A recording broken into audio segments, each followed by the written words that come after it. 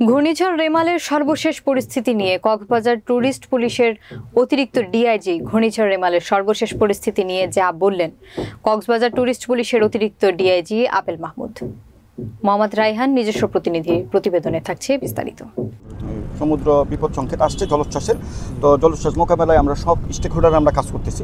এখানে tourist police, জেলা police, তারপরে বিচ ম্যানেজমেন্ট কমিটি, জেলা প্রশাসক মহোদয় এবং বিচের যে ম্যাজিস্ট্রেট মহোদয়, আমরা সবাই একসাথে আমরা এই বিপদ মোকাবেলায় আমরা কাজ করে যাচ্ছি। এবং এই ক্ষেত্রে আমাদের প্রধান লক্ষ্য হচ্ছে আমাদের আগত যে টুরিস্টরা তারা যেন উৎসাহিত হয়ে যেন সমুদ্রে না নামে এবং কোনো যেন বিপদ না আসে।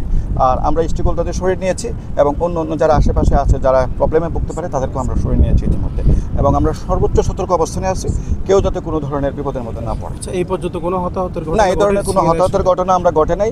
আমরা সম্পূর্ণভাবে আমরা সতর্ক এবং আমরা আপনাদের মাধ্যমে পর্যটকদেরকে অনুরোধ করতে চাই যে আপনারা অতি উৎসাহিত হয়ে বিচ এলাকায় এখন আসবেন না।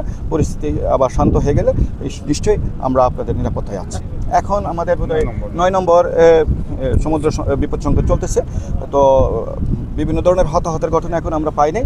তো আমরা অ্যালার্ট পজিশনে আছি এবং আমরা যে কোনো পরিস্থিতির মোকাবেলায় টুরিস্ট পুলিশ কক্সবাজার আমরা সজাগ আছি।